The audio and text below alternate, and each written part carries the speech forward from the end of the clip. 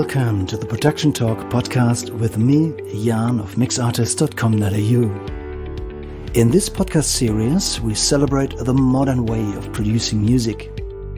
We want to talk about all things related to songwriting, recording at home, and music production. So if you produce your music at home, this is the place to be. Please subscribe and recommend this podcast to all your friends.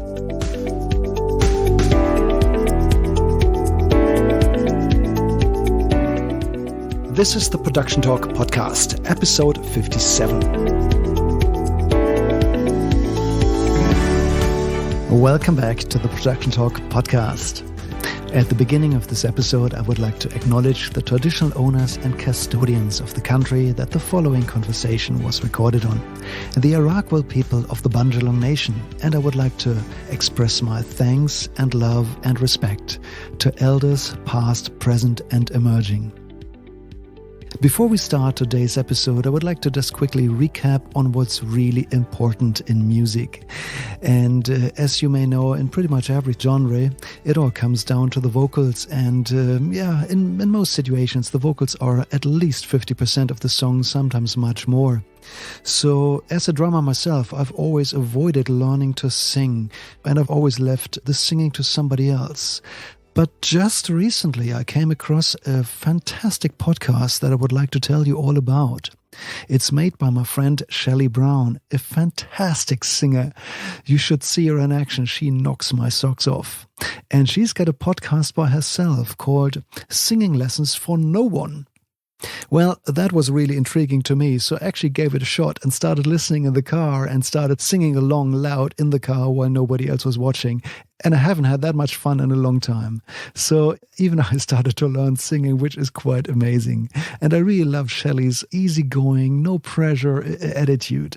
So if you're a musician and if you've avoided singing as much as I have, and even if you're an experienced singer, there's probably quite a few things you might get out of Shelley's podcast. Imagine it's basically singing lessons for everybody, from a real professional, down to earth, really easygoing and lots of fun. It's called Singing Lessons for No One. You can find the podcast on all the podcast players, and if you want to, just go to the show notes and click the link. Warmly recommended. Okay, now let's move on to today's episode.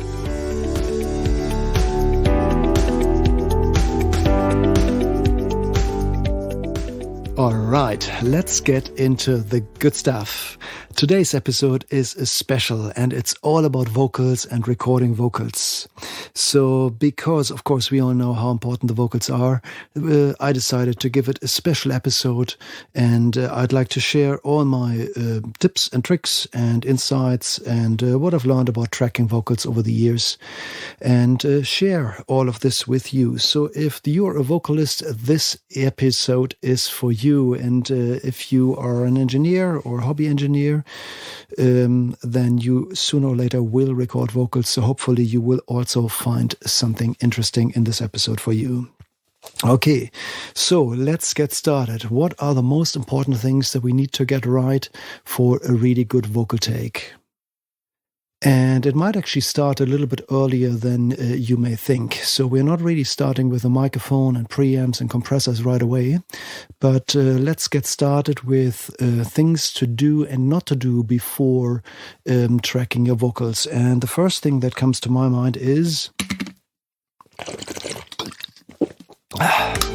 stay well hydrated.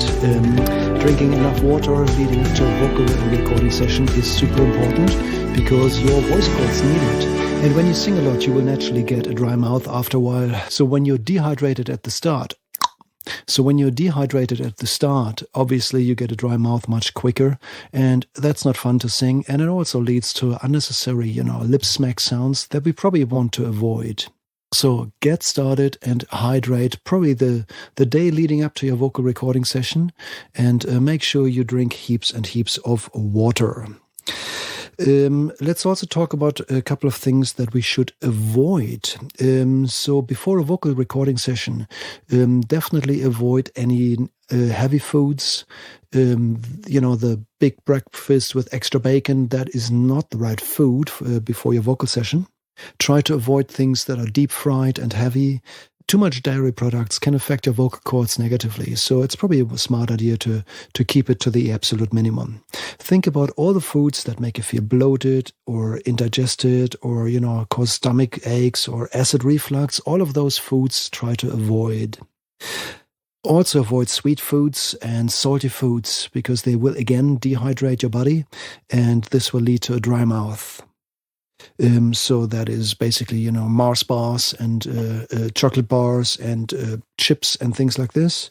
Those things are probably not the best thing to eat before. I personally am a huge coffee addict. I have to admit that every morning I make myself and my wife a cup of coffee, and I don't really function well without it. However, if you're a singer and if you're heading into a vocal session, try to avoid caffeine or keep it to the absolute minimum. The same can apply to black teas because they also contain caffeine. And that leads to, dehydration and then again, a dry mouth. And if you've ever had too much coffee in a day, you know how it can make you feel or irritated and jittery. And that's definitely not the right feeling that you want to have if you want to sing really well. Good.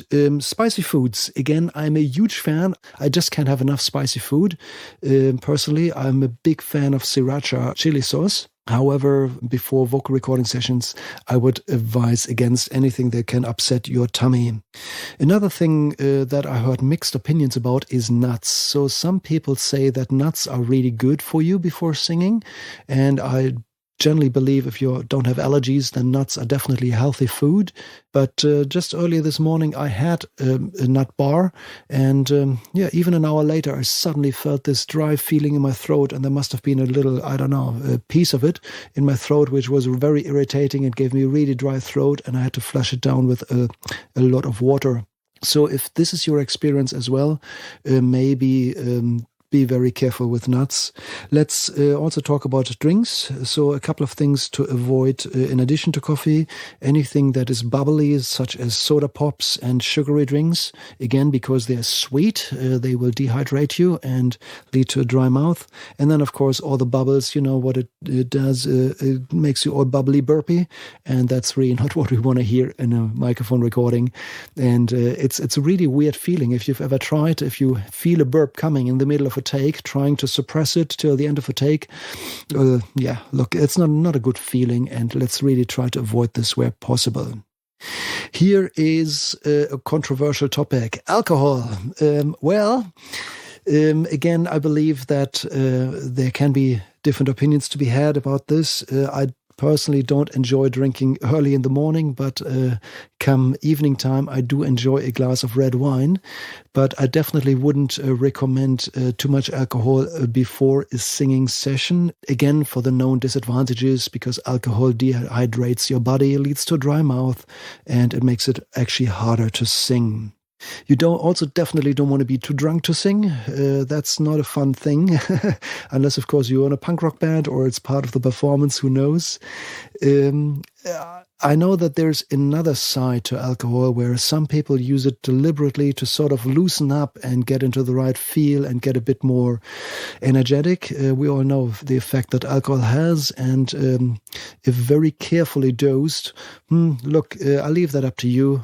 Be responsible. But you definitely don't want to be completely off your face when you go into a vocal recording session. This said, I once heard a story that I found really interesting about a drummer who had too much coffee in the morning and just constantly played ahead of the beat, who got a bit too jittery. And apparently they balanced him out with a bit of red wine, which made him laid back, and that was in the mornings. So I'm not quite sure if this is a good thing to do. But my recommendation is to limit your alcohol to the absolute minimum, or don't drink any alcohol at all. Maybe make it a reward for afterwards. Isn't that a good idea? A little treat for once everything is done. Nothing wrong about that, of course. Good. Another topic we need to talk about is smoking. It is common sense. We all know about it. Smoking affects your voice negatively. It dries your throat, and it has got a huge range of negative side effects for your health.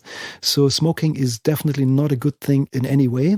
And when it comes to singing, really try to avoid smoking all up. And if you really have to, maybe do it afterwards. But you don't want to go for a cigarette halfway through your takes and then come back and continue. That really affects your voice, and your voice will sound different, and it's going to be harder to sing. So, my recommendation is cut the smoking entirely. You won't regret cutting out cigarettes out of your life. Okay, so a couple of do's. Now that we've discussed all the don'ts, let's also talk about things that you should be doing before your recording session. I warmly recommend all kinds of light foods. That is yogurt, possibly, if it's not too heavy, fruit, raw food, raw vegetables, carrots, cucumbers, things like this, or lightly cooked vegetables. If you also like to have a bit of protein, why not choose the lighter ones like avocados, chicken, fish, things like this. I've also heard lots of good things about honey before vocal recording sessions. Obviously, that's a sweet food. However, if you keep it in moderation and don't have too much of it, it can definitely have a soothing effect on your voice. We all know this when we're sick and we've got a bit of a sore throat. Then a nice warm cup of tea with a bit of honey and maybe ginger or so can make a whole lot of a difference. And the soothing character of honey is definitely something that we can cash in on here. So why not have a little bit of honey? Okay, so now that we've discussed all the foods and drinks, let's look at other aspects of our lives that can have positive and negative effects on your singing. I'm sure you've all experienced good days and bad days. That's a part of being human. That's something that I definitely go through all the time. And there are definitely some factors that are completely out of our control. However, let's focus on some effects that are within our control and that we can influence to get to start our vocal recording session with our best selves, with the best version of ourselves that we can be. I'm talking about a good night's sleep. So if you want to record vocals in the morning, maybe don't go out at night and have a late one. Instead, maybe get an early rest, get a good night's sleep. Make sure you wake up refreshed and in a good spirit. You don't want to be overtired as well or jet lagged. No, I don't think lots of good things have come out of jet-lagged singers, in my opinion. That's one thing that can weigh us down. So a good night's sleep can really make a big difference. And also think about all the other things that happen between waking up and starting your recording sessions. What you should avoid is anything that freaks you out or stresses you out. And being a dad of 2 kids, I know how difficult this can be in real life. That's not something that we can always influence, but where possible, try to avoid unnecessary stress, rushing, anything that gets you into a freaked out mood. Try to avoid those things. If you can, instead, go for a walk, get out and do something for yourself. Do something that is beneficial for your mental well-being. And there are so many things we can do these days. So a walk is a great thing. If you can, go for a yoga session. That's definitely something that makes you feel better within your own body. Meditation, swim, surfing is warmly recommended if this is your thing, or just a beach walk if you can. Whatever it is, go for a run or a gym workout. But I'm talking about activities that probably involve fresh air, some kind of physical activity, and definitely an absence of screens and alerts and notifications, the things that get our mind occupied and distracted. So a bit of extra time, let it be 20 minutes or half an hour of dedicated time for yourself, is definitely a good thing that can get you into the best version of yourself that you want to be before we even start the vocal recording session. Okay, good. I think this is enough about preparing yourself for the vocal recording session. Now let's talk about preparing the recording gear. How to get the best vocal sound of the gear that you have. Well, we need to talk about microphones for a second. In most situations, vocals are recorded with large diaphragm condenser microphones. Today I'm using one myself for this episode, and when you see vocal recording sessions in studios, that's exactly what they do. But there are definitely exceptions, and we should probably talk about the pros and cons of using large diaphragm condenser microphones.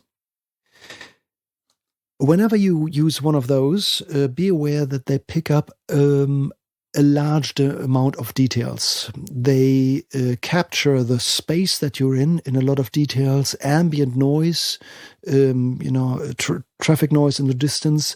Those things tend to be more prominent on large diaphragm condenser microphones than on other types. So you can now use this knowledge to your advantage. If you have a quiet room like I do, then a large diaphragm condenser microphone is generally a fantastic choice. But if you record at home, if you deal with ambient noise, then switching to a different microphone type, such as a moving coil or dynamic microphone, as they're called, can actually give you, a less amount of detail on your voice. But once the music is placed around it, that often blends in quite all right. And they tune out the ambient sound better than large diaphragm condensers do. They seem to be more directional and reject quieter surrounding sounds, ambient sounds, better than large diaphragm condensers do. So, yeah, that is definitely something to consider. This said, large diaphragm condensers are definitely a very good choice if you want to have this very intimate vocal sound, the sound where the voice basically seems to be right next to your ear, right next to you. That's what you can get from a large diaphragm condenser microphone, and they're just very beautiful in tone. Often with a little bit of coloration in the upper mids. Obviously, that depends on the microphone. But especially the budget ones are often also subject to, a little bit of a bump in the Sibilance range. So that is something to consider, the hissy sounds. And if a microphone picks too much of it, if your microphone picks up too much of it, switching to a different microphone type might be a smart choice. If Sibilance is too prominent in your vocal recording, you can also play with angling the microphone slightly different. The microphone doesn't necessarily have to be straight in front of the singer's mouth. You can play with the distance. You can, for example, increase the distance, but you can also change the angle. So I'm now speaking a bit sideways into the microphone, so it's not right in front of my mouth. And I'm sure you can already hear the difference that this just made. So I'm now turning back into it, and all the detail is coming up. But also, some of the brightness. And if that's too much, getting the microphone slightly off axis can actually help. Good. A couple of examples of microphones that I have used are, of course, the budget microphones from, let's say, Rode. The NT1A comes to my mind, which I find is a very good microphone considering the price tag. So you get a really good sound from this microphone for just a couple $100. But there are also other examples like the Audio-Technicas. They have the AT2020. I personally prefer the 4040 a little bit better, AT4040. But it's also a little bit dearer. So obviously with price, you will also see a change in quality. If you have the budget, you will not regret investing into a quality microphone. Obviously, the Neumanns come to my mind, but there are other brands as well that do really, really good vocal microphones. It's not so much of a brand thing, but more of a price segment thing. So if you look at, Neumann, for example, they belong to the same business family as Sennheiser. And Sennheiser, for example, produce large diaphragm condenser microphones is it called the MK4, if I'm not mistaken, which is very affordable and also sounds really good for the price tag, coming basically out of the same business as the big Neumanns, which are a lot more expensive. And that's also true for, as I mentioned, Audio-Technica, AT, for Rode, for all the brands that I know, that the cheap entry-level microphones obviously are a good value for money, but don't quite sound as good as the expensive ones. And most microphone manufacturers have an expensive line and at which you get really good quality microphones. Okay, in some cases, it goes berserk. Just the other day, I found an eBay listing for a single microphone for 65,000 Australian dollars. I think that's complete madness. Don't spend this kind of money. I definitely won't, and I don't have it. So that's a given. And even if I had the money, I wouldn't. But look, some people collect microphones for collector's sake. So, you can't really argue with that if they've got the budget. But larger studios usually have a nice collection of high quality microphones, sometimes vintage microphones. And while they cost a lot of money and are sometimes also expensive to maintain, they definitely have their place in high-end production. I just spoke to a friend the other day about an AKG C12 VR microphone, which is definitely an up-price microphone and a lovely sounding one. And he was considering to get one for his home studio. But in this case, I would literally advise against it, because a microphone like this will only ever show its full potential if you have the right rooms for it, the right preamps. Basically, everything must be very professional for you to take the full advantage out of this microphone. So if you just plug it in your bedroom into a cheap interface and a cheap converter, look, it's a little bit like, buying yourself a very expensive Ferrari, but then putting very cheap tires on it. It's not a good match for one another. So, stick within your budget is my suggestion here. Good. So let's just navigate back to other types of microphones. We mentioned dynamic microphones earlier. They can be much better at rejecting room sound. The vocal stage microphones come to mind, like an SM58. It is definitely not my preferred choice for vocal recording sessions. I think there are better sounding ones. But I believe that every decent sound engineer in the world can take the sound of a 58 and turn it into something that sounds, absolutely fine by the end of the day. It's maybe not the best it could have been, but everybody should be able to take the sound and turn it into something. So, But you can also move on to other examples of microphones that I've mentioned before in previous episodes. The Shure SM7B is a very popular microphone. It's was on its way out, wasn't very popular at all some time ago, and then it took off again. So it's really interesting to see how microphone popularity changes over time. The SM7B is a fantastic microphone. I warmly recommend it to everybody, but be careful, because this microphone is known to have a low output, which I believe I mentioned in a previous episode earlier once before. Low output means that the microphone by itself produces only a very small amount of voltage. And while this by itself is not the problem, if you then pair this microphone with a quiet signal, such as my voice is rather quiet, then you simply might not have enough gain available on your microphone preamp to get the level up into the pocket where you need it to be. So the SM7B is often used either for louder signals, people who sing really loud into a microphone, they can definitely use it on electric guitars, no problem. But for quiet sound sources, you literally might run out of gain on your microphone preamp. So the solution then is to invest a couple $100 extra money into a device by the name of Cloudlifter. It's basically a small XLR barrel that you just plug into the microphone lead. It requires phantom power, and it contains a small amplifier that gains the signal up, and then in addition with the microphone preamp gain, you should have your signal under control then. This is also necessary for most ribbon microphones, by the way. Unless, of course, you have very good microphone preamps that offer huge amounts of clean gain, which not every preamp does.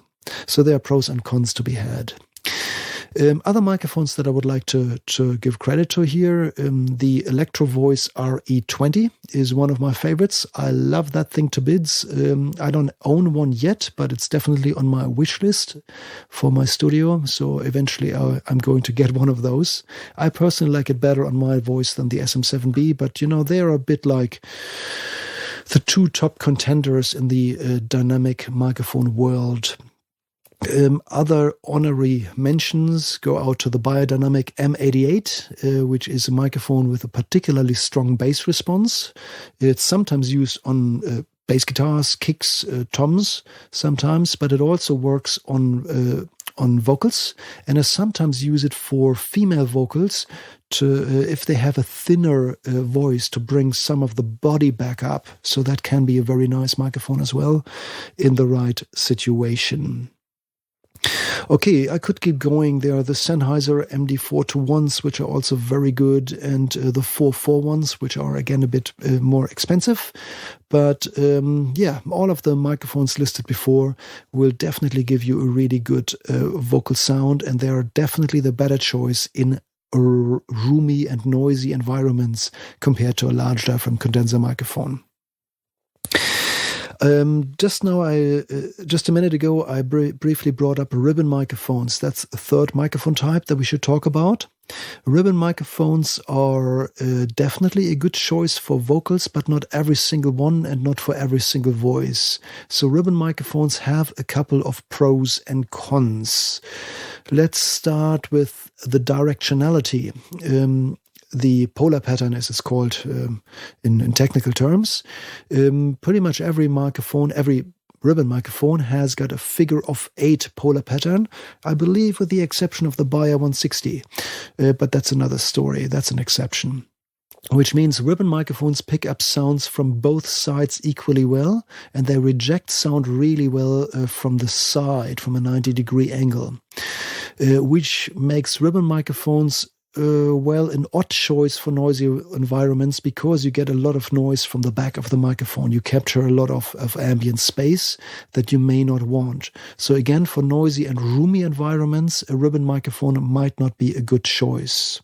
Also, most passive ribbon microphones have such a low output that a particularly good preamplifier is required, and most standard audio interfaces don't have those fantastic preamps. So something like a cloud lifter may be necessary.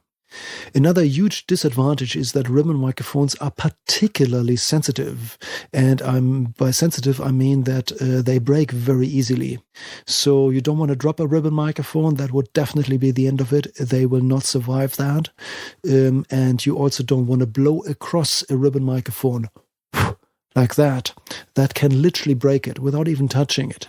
So be extra careful with ribbon microphones. If you choose one for your vocals, a pop filter is mandatory just to protect your microphone. Otherwise, you literally might break it by singing too loud into the microphone. This is something that could happen, and we definitely don't want this, because fixing a ribbon microphone is expensive. Okay, a couple of thoughts on those microphone types. Ribbon microphones often have a colorful sound. They don't necessarily sound neutral, which is an odd choice, of course, for vocals, but it can be the right choice for the right song. I guess if you're after an old school sound, like a vintage 50s sound or something, then a ribbon microphone might be exactly what you want. But for a modern, clean pop sound, a ribbon microphone is probably not the right choice. Okay, let's move on to preamps. The good thing is that most audio interfaces these days have preamps built in that are good enough quality for almost every task. I'm talking about things like Focusrite. We've spoken about UAD interfaces, but we could talk about apogees and all the standard ones that you find all around the industry. their preamps are typically clean, free of distortion, and let's say very low distortion, and they have very low noise floors. So from that point of view, there's really no big problem with them. This said, some of them don't have enough gain for quiet sound sources, and then we spoke about cloud lifters, which may be necessary. This said, the preamps built into your audio interface are generally of the clean nature. They use transistor technology, which is known to be basically as clean as can be. And when it comes to preamps, we have the first choice of coloring our sound deliberately if we choose to do so. That's because preamplifiers achieve pretty significant amount of level changes.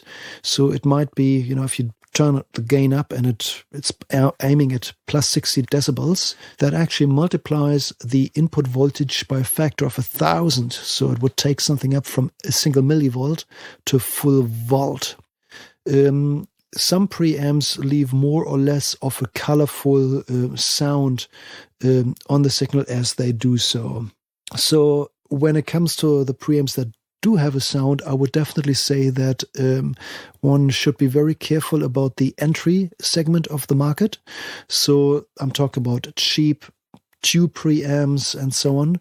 They usually don't really do what you think they do, and often that actually sounds better when you use a clean one instead, at least to my ears.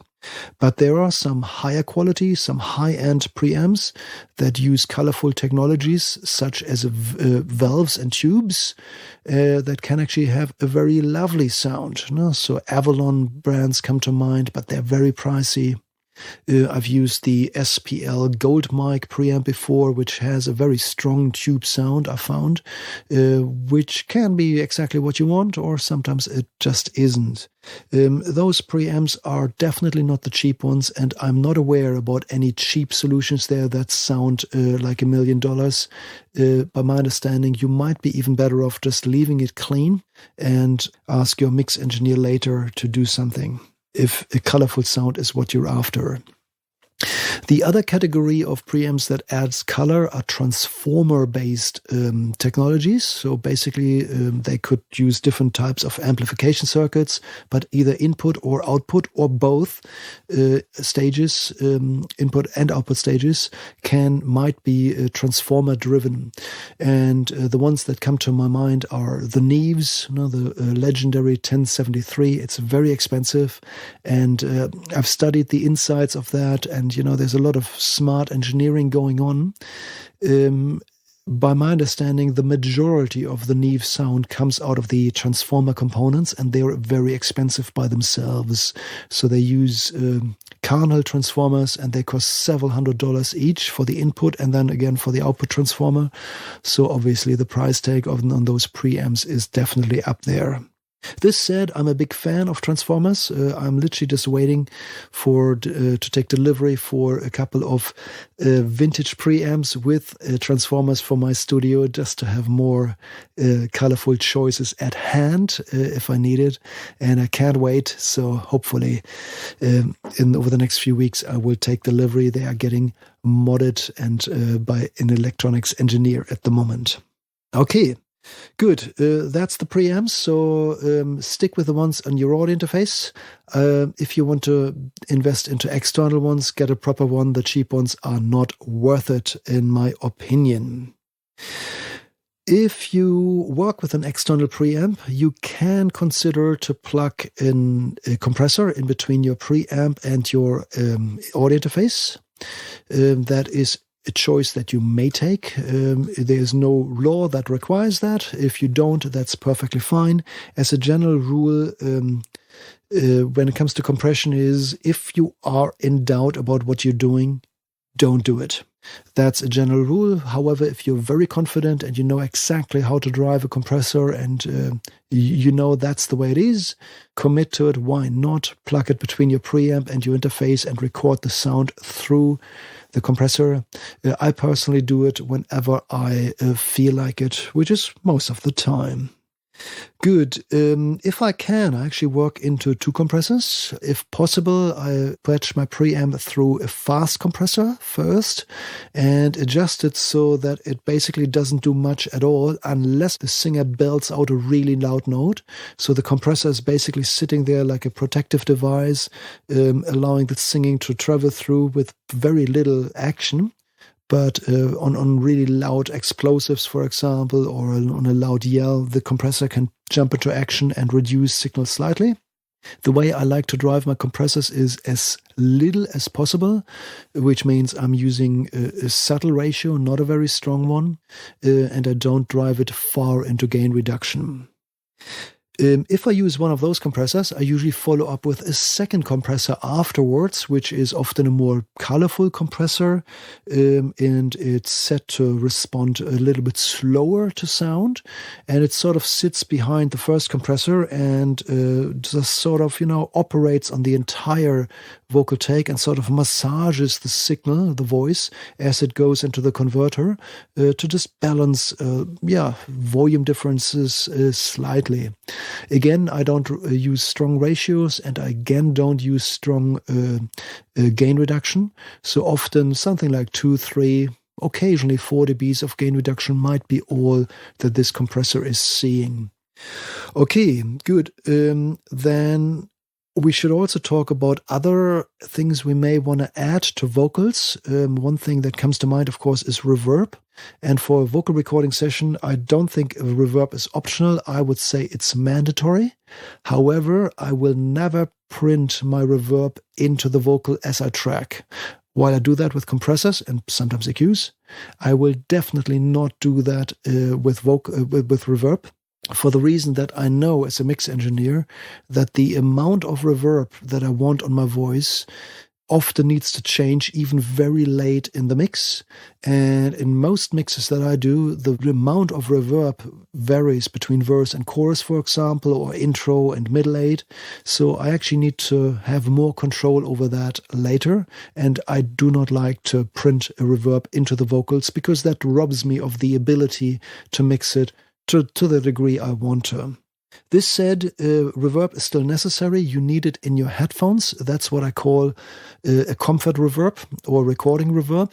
That's just sitting there. You hear yourself with added reverb in your cans, and that gives you a more comfortable sound when you sing. It also helps to keep the pitch a little bit better if there's a little bit of room reflections coming through your headphones.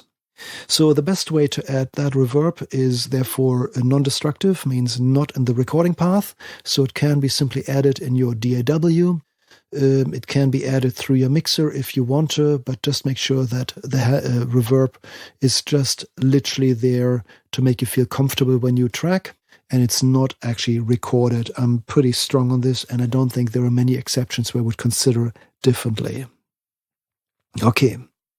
So now let's build up a good headphone mix. So good singing performance all starts with a good sounding headphone mix. If you've ever tried to lay down great performances and you couldn't hear yourself, or the headphone mix was completely out of balance, you might know just how hard it can be to hit the notes right and sound comfortable within your performance. So if we imagine a larger band recording, maybe, drums have been recorded with something like 10 or 12 or maybe in 14 microphones. There's a bass that has been recorded with microphones, 1 or 2, and maybe with DI. And let's say we have stacks of guitars, both always recorded with 2 microphones and maybe also DI. Don't add all of those into your headphone mix. So if you can, make it more minimalistic. So if you think about the physical space between your speakers, that's a canvas that you have to balance sounds. And now if you translate this to headphones, there's literally less space between headphones, which to me also means there's less space for individual elements. That's why I try to make my headphone mixes as minimalistic as I can.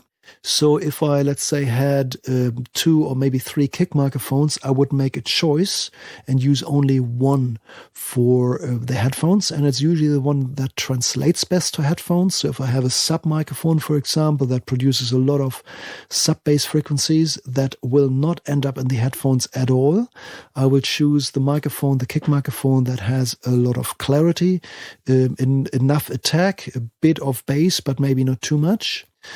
Same for the snare. If there's a snare top and bottom microphone, I will immediately cull the snare bottom microphone, and only the snare top microphone ends up in the headphone mix.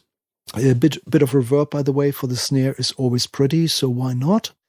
And then I usually add the overheads and see if that makes a good sounding drum set. So if I can, I even drop my toms from the headphone mix, kick, snare, and overheads, so 4 signals. The overheads, of course, panned left, right. That might already be a really good drum sound. That might be all you need. I only ever add toms if they play an important role. If they take the rhythmical lead somewhere in the song, then maybe I'll throw in the toms as well. If they just play it for an occasional fill here and there, then I actually wouldn't bother adding them into the headphone mix. Let's move on to the bass guitar. If you have more than one microphone, again, the cleaner, brighter sounding bass might be the better choice for the headphone mix. So the dark, boomy one might not translate too well to the headphones. Obviously, you should apply common sense here, but I often go for only one, and in many situations, that's actually the DI signal. If I record a DI into mic in the headphone mix, I just add the DI just because it has a little bit more clarity in most situations. But whichever the clearer sounding DI bass signal is, that's the one signal you want to add to the headphone mix. Let's add some stacks of guitars. So if you have several guitars recorded, again, cut out everything that doesn't have to be there. So if you have 2 microphones on your guitar cabinet, decide for the cleaner, more transparent sounding one. The darker, more distorted sounding one is the one that I would probably drop from the headphone mix, and then I'll immediately start panning the guitars around left and right. So if you have 2 rhythm guitars, I actually put them hard left, right in the headphone mix to create some space in the middle where the vocal is going to sit. I believe in stereo headphone mixes. Mono headphone mixes just don't cut it for me. I'm actually just in the process of rewiring my studio. The previous owner had it set up for 8 mono mixes. I'm setting it up for 4 stereo headphone mixes. That's my choice. And I'm doing that for the reason that I know how much better stereo headphone mixes sound and how much more comfortable it can make a talent when performing. Good. Signals like keyboards, I always try to record in stereo. So if they are recorded in stereo, I pan them hard left right into the headphone mix. And then, of course, the vocal sits right in the middle with a touch of reverb. And then I play with the volume. The loud elements that I really need are kick and snare and bass and vocal. Those need to be well balanced, relatively loud. I then bring up the overheads until they sort of connect kick and snare, but they shouldn't dominate the mix. With keyboards and guitars, obviously they need to be audible, but I don't want them to be on top of the mix, but a little bit lower, clearly audible, but not loud. So that there's a lot of space for the vocals. Kick and snare provides the groove and the rhythmical feel that you need to align your vocals to as you sing. And very importantly, the bass provides the harmonic foundation of everything else. So everything sort of rests on the pitch that the bass plays.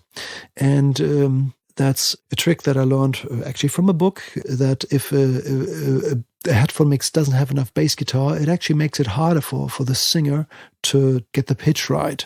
So make sure that the bass is nice and loud, not overbearing, but clearly audible to the singer. And that makes, I hope, a lot of sense. So kick, snare, bass, vocal, these are the core elements, and the rest is decorated around it for the headphone mix with a nice pinch of reverb on the vocals. That's what makes a good headphone sound to me. Okay, let's move on. What else can we do? Don't underestimate the mood of the live room. So set the mood right by choosing good lighting, consistent lighting, lighting most importantly. And also be aware that colors around you can have a subconscious effect on how you sing. So aggressive colors or calming colors can be used if you have the ability to actually set the mood right for the song that you're performing. You will notice that your voice changes quite significantly throughout the day. So it is a smart idea to try to knock out a song in one session, let's say before lunch and another one after lunch. But what you want to avoid is to start with a song in the morning, then work on another song for the rest of the day and go back to the morning song late at night. You will find that your vocal sound has changed. And if you then need to piece takes together, compiling as we call it, or comping in short, if you try to comp takes together from the morning and the evening, they sound like, a different voice to some degree, and it makes it really hard to get a consistent sound. So wherever you can, try to knock it all out in one go. That's my recommendation. Good, and we're still not tracking, so let's talk about warming up your voice. Definitely allow a little bit of time to do warm-up exercises. That can be done while you set up everything else, or as you drive to your studio, who knows. But warming up a voice for minimum 10 minutes, maybe even half an hour, if you don't strain your voice too much, is money well invested. Time well invested, I would say, because that can make a difference to your voice that I could not possibly match with all the tools, compressors, EQs that I have on my computers and in my studio. Just the amount of sound quality you gain by warming up your voice nicely. That's a really important thing to consider. Print out the lyrics, get a music stand, print them out in double spacing font and in a large font so that there's heaps of space to add notes and scribbles in between where need to be. Make it nice and large so you can see it. You don't need to have the sheet of paper too close. If a sheet of paper is very close to a microphone, it actually can cause some reflections, and especially condenser microphones. They might even, start to misbehave a little bit if there's a sheet of paper right next to it. Have water ready. A reminder for myself. I need to drink as well, because I've already been talking for 50 minutes. Have water ready. Don't make it icy cold. That can also have a negative effect on your voice. Room temperature might be okay, but not icy cold, I guess. And then just get into it. And most importantly, really, really, really have some fun when you sing. So if you're worrying about your performance, if you're worrying about your day, if you're too distracted dealing with your DAW and your recording gear, all of these things will compromise your singing performance. So it's now really important that you give it all you have. And one thing you can do is turn off your mobile phone, turn off Facebook, disconnect the internet if need to be, and cut yourself out from all the distractions that might come. And of course, I think it's, studio etiquette anyway to turn off mobile phones in recording rooms, because we definitely don't want to have the sound of a buzzing phone in the background. Good. When you perform, when you start singing, think about the right notes to sing and the right delivery of those notes. That is not necessarily a flawless, pitch-perfect performance. The right performance is one that makes me feel something, and those are the ones that are often the takes that have a certain amount of vulnerability and sometimes have certain weaknesses or performance weaknesses, and that can actually be a beautiful thing.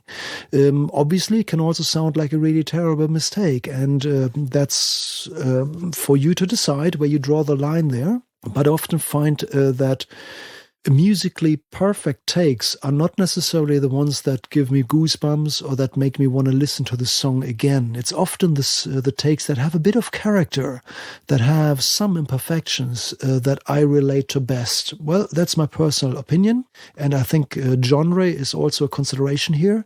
So for modern EDM pop, I think it's a little bit different than it would be for a heartfelt blues song.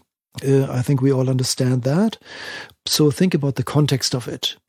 Also really think about the lyrics and what the story is actually all about. And don't forget about this when you sing. So if you're so distracted operating your Ableton or Logic and your audio interface and your microphone technique and keeping the noise out, don't forget about what the story is actually all about.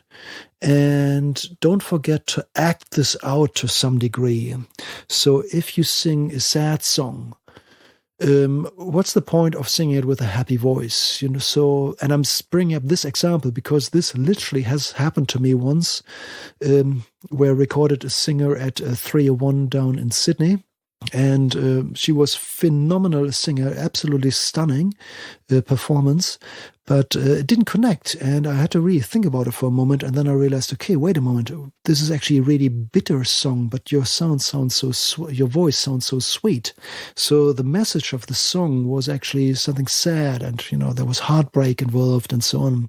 So role play is a good thing in some ways, to try to think about the situation that the lyrics came from. Maybe you wrote the lyrics, so you might think about a particular situation in your life.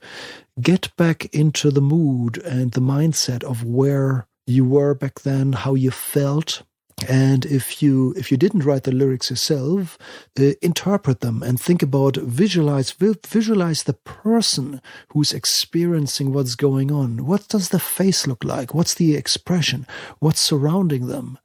Use your imagination to actually fall into character, as an actor would say, and act out the performance.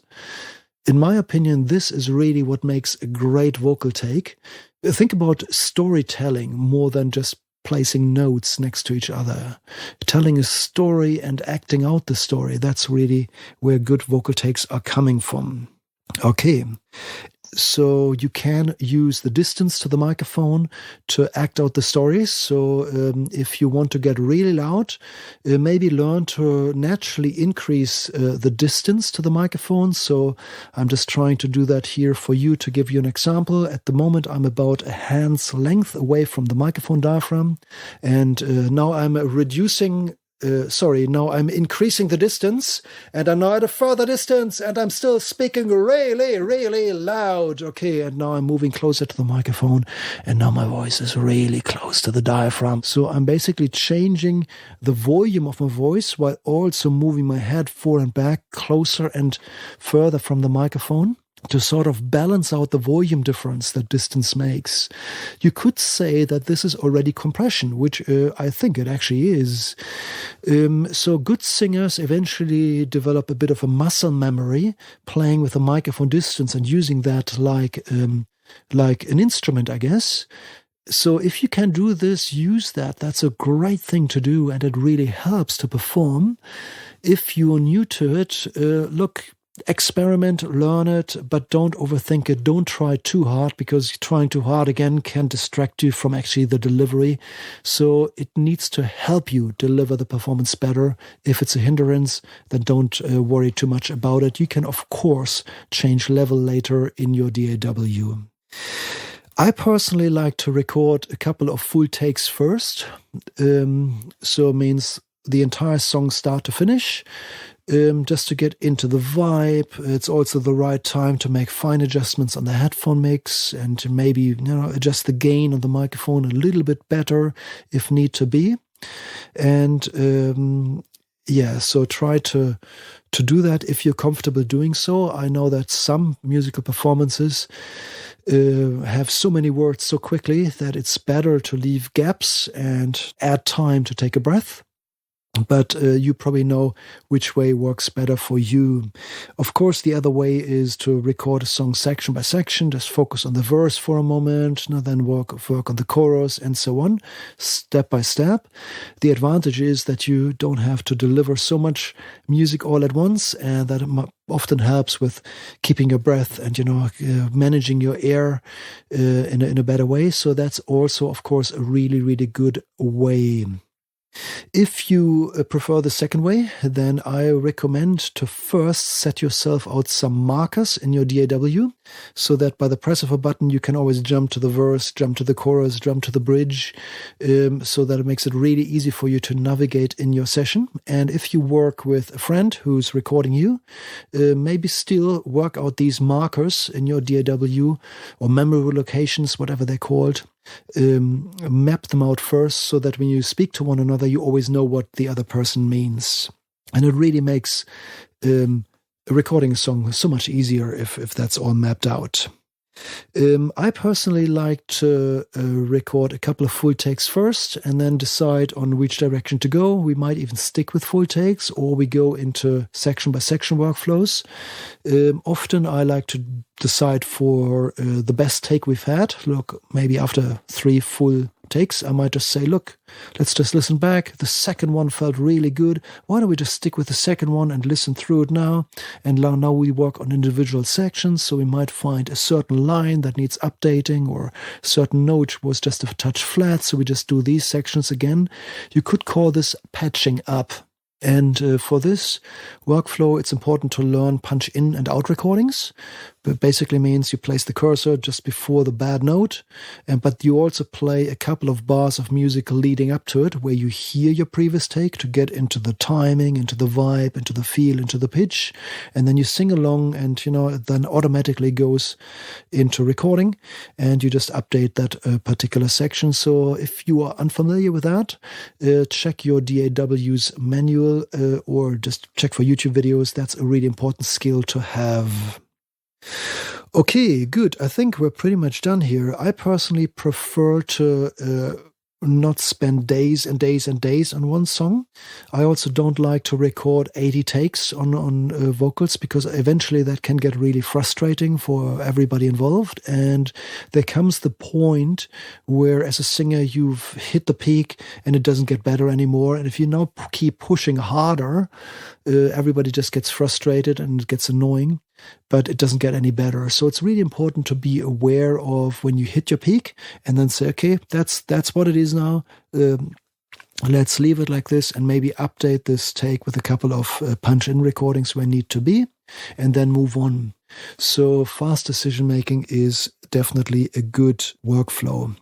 Okay, another thing on recording several takes.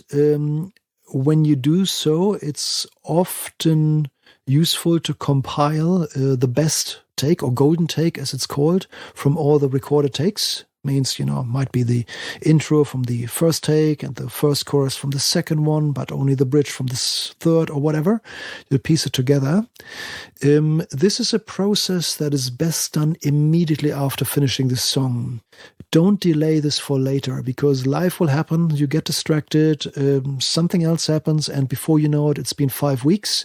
And if you try to do that with that much time in between, it's very, very hard to remember what was good. You have to listen to it again. You might not feel the same anymore as you did on the recording day. So you might make different decisions and not necessarily better ones, I find.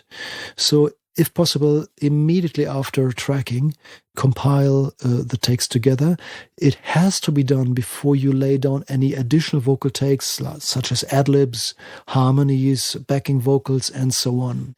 So you should not record backing vocals unless you know what the main vocal take is, in my opinion, because it might not be a good fit if you change the main vocals later.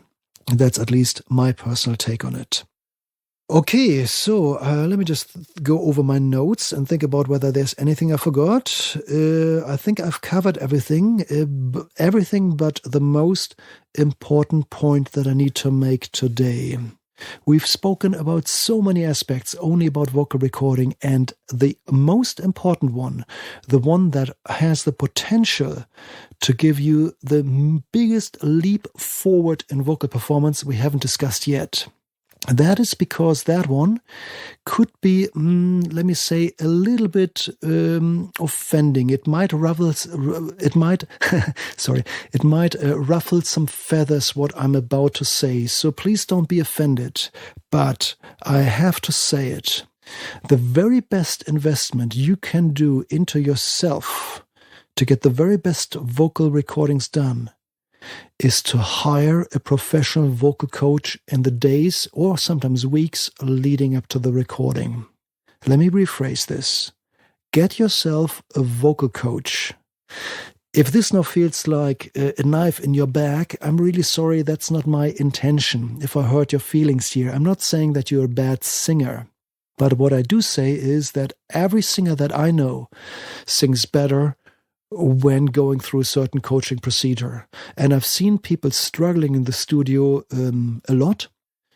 And then they came back after a vocal coach session and they were like a new person, performed 10 times better, more confidence, better pitch, better everything. And the difference a vocal coaching session can make is not something that I could match with all the gear and all the experience that I have as a sound engineer. This is the most important punchline of this episode today. So if you haven't considered it, or if you feel like you're good enough, you don't need it, wait a moment. Give it a shot and try it once at least. And experience for yourself what a difference this can make. I generally believe that we are all better off when we bounce our creativity off other people. And if you can do that with a vocal coach, you might be surprised how much better a performer you are at the other side of it. Okay, so maybe just ask around. Ask really good singers that you may know whether they want to be your vocal coach. Or get some proper training. And going back to the very beginning of this podcast episode, I recommended Shelley's singing podcast, which I absolutely love. Going back, we're closing a circle here. Somebody like Shelley is probably also in your area. Reach out. There are people who offer these services and who have the singing background to make you a better singer, a better version of yourself before you even go into the recording. That is money well spent. So let me just maybe steer back to something else I said. I mentioned, external preamps and how only the expensive ones are any good. Before you buy one of those, invest the same amount of money into vocal coaching. You will be surprised what a difference that can make. This is money well invested. If you don't have the budget or you don't feel the need, still check out Shelley's podcast about singing and just go through all the exercises with Shelley, because that will be your warm-up exercise. That can also be, to some degree, your coaching, depending, of course, on where you are as a singer. Do something to train yourself up.